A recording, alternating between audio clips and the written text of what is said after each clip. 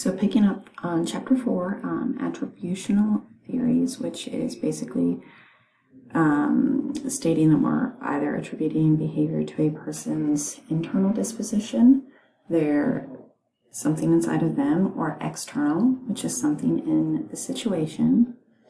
There are a couple errors that people make when making these attributions.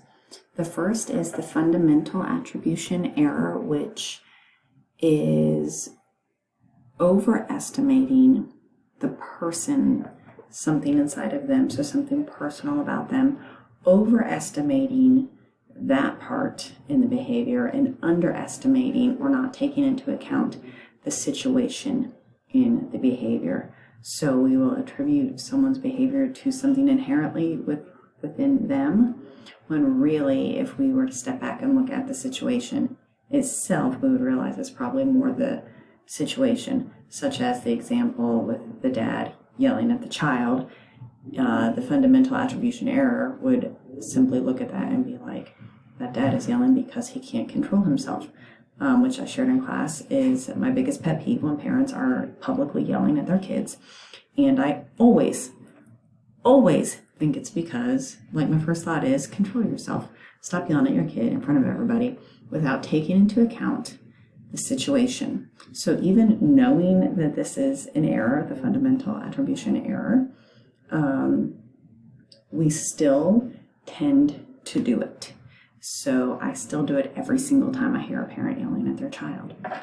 The second error is the base rate fallacy, which is the tendency to ignore statistics and pay attention to something that is bigger or flashier. So we all know someone who's afraid to get in an airplane, to ride a plane, right, to fly. It's because they're afraid they're going to die in a plane crash. Statistically, you are much more likely to die in a car crash, probably just because millions of more people ride in cars than in planes, but statistically, you are much more likely to die in a car crash than a plane crash. It doesn't matter. Some people are still terrified to fly because when there is a plane crash, it makes the news, like worldwide makes the news, and you look and sometimes they're looking for wreckage for months. And it's big, right? So it captures our attention.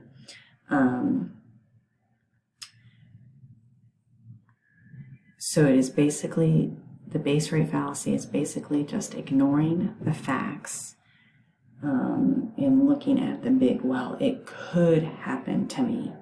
So like after 9/11, it could happen that I could die in a terrorist attack. Chances are pretty slim. Chances are pretty slim you're going to be eaten by a shark, right? Even bitten by a shark, or even like have one brush up against you in the ocean. Chances are pretty slim. However, lots of people, including myself, don't love swimming in the ocean because we can't see under the water and we're afraid there's a shark right there, right?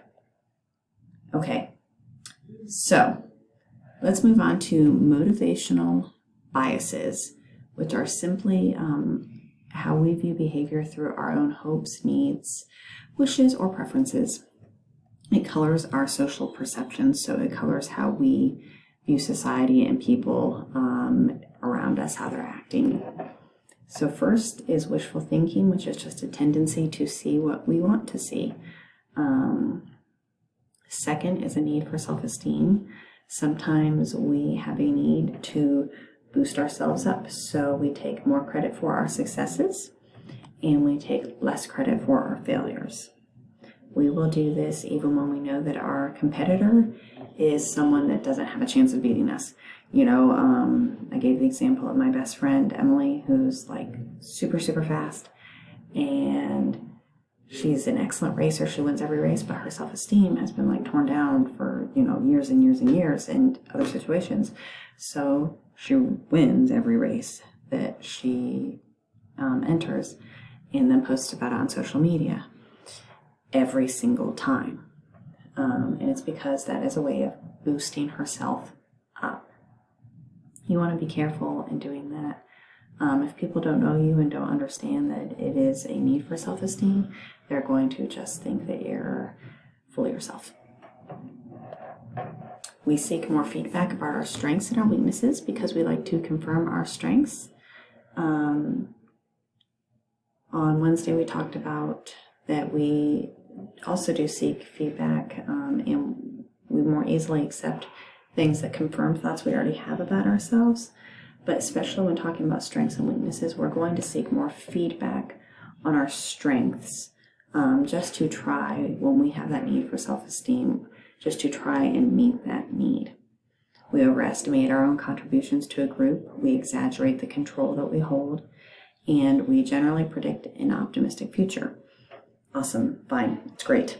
It becomes a problem when we think that we cannot possibly be wrong. It was Mark Twain who said, in all matters of opinion, our adversaries are insane. So we all hold opinions and we all think that we're right. And so if someone holds a different opinion, we have to be very, very careful that we don't belittle them or, just discount what they're saying because it's different than us. A third motivational bias is a belief in a just world, which basically is it's a personal defensive mode that leads us to blame the victim. The reason we blame the victim is because otherwise, if we look at them and say they were innocent and something bad happened to them, otherwise we realize that it could happen to us. So if someone gets sick, well, it's because they didn't eat healthy. Or if a woman gets raped, oh, it's because of something that she did or some way that she acted, something that she wore. A wife that is abused, it's because she doesn't stand up for him. And so it's a defensive mode. That will never happen to me because I'm stronger than that, because I don't wear that, because if someone ever hit me, I'd give them what for, or whatever, right? So the belief in a just world is a thought that we live in a world where people get what they deserve, which of course is not true. We say that poor people are poor because they're lazy, or homeless people are homeless because they're lazy. Again, neither of those are true. When behavior is attributed to the situation, we do not make inferences about a person's character because we're attributing it to the situation. But when it is attributed to the person, that's what we're doing. We're making an inference about their character. How do we create these complete unified impressions of people? When we have experience, so time after time after time, when we are able to attribute characters to their behaviors, characteristics and traits to their behaviors. We tend to either add all traits together, or most of us average traits. So we'll take the really good traits and then kind of bring them back down, to the norm by taking in the less awesome traits. They don't even have to be bad traits. They just have to, we've got our traits that are up here, then the ones that are kind of like here, they're still good. And then the ones down here that are bad. That's going to bring our average down, right? Something to be aware of. We tend to rate others better when we're in a good mood. And so if someone is meeting you for the first time and they're in a bad mood, you're going to have to work extra hard to make them like you. If you're meeting someone for the first time and you're in a bad mood, just be aware that you should give them a second chance. Priming. What is priming? It is the tendency for recent or frequently used words or phrases or behaviors to come easily to mind and to influence the way we interpret new information. So if we are exposed to positive words or images, even when we are viewing or discussing something unrelated, we are likely to have a positive viewpoint of that thing. We used the example of, it doesn't matter. Priming words just, it's something so that your mind is primed to expect a specific behavior. I will post a video better describing that one. Target characteristics is our tendency to give more weight to negative traits than to positive traits. So you might learn 10 positive things about me, but you might learn one really bad thing about me. And when you think about me, you're likely to remember that one really bad thing over or before those 10 positive things.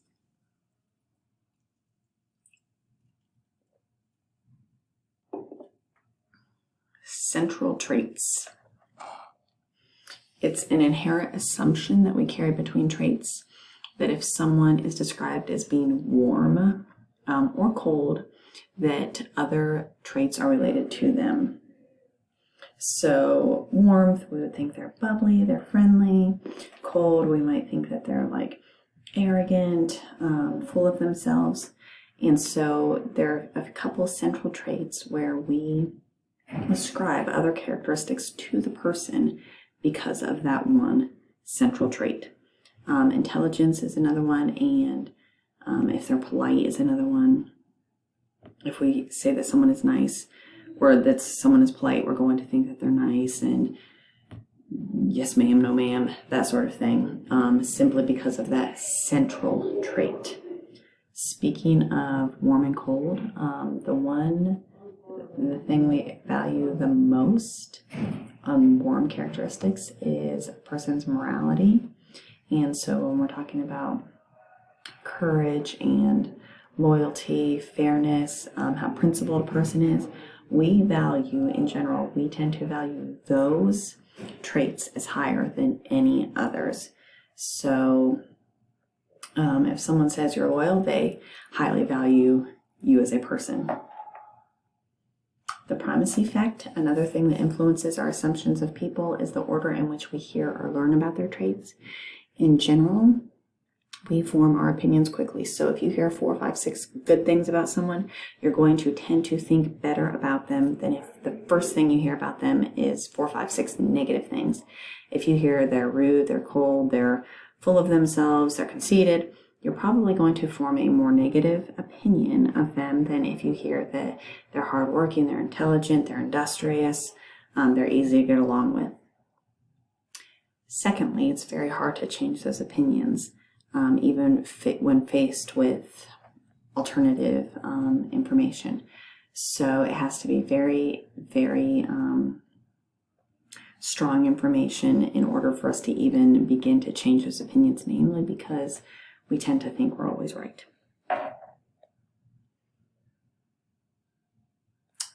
We discussed the self-fulfilling prophecy a little bit, but I'm running out of time. And so we might talk about that a little bit later on. So lastly, to sum up chapter 4, there are 2 views of social perception. One suggesting that the process is quick and automatic, that is attribution theory. The other suggesting that it is based on observation of all factors. It's a little bit longer process. That is where we average everything together. It's integration theory. Overall, how accurate are our impressions of others? We make attributions based upon how they look. We attribute behavior to the person instead of to the situation. And it is almost impossible to change our mind once it has been made up. To make matters worse, we almost always think we are right, and we are most often overconfident in our assumptions. Not to worry though. The more experience that we have with people, especially specific people, the better we become at judging their character. We make better impressions when we try to be accurate and open-minded. And lastly, there are just some of us that are just plain better social perceptors than others. That's the end of chapter 4.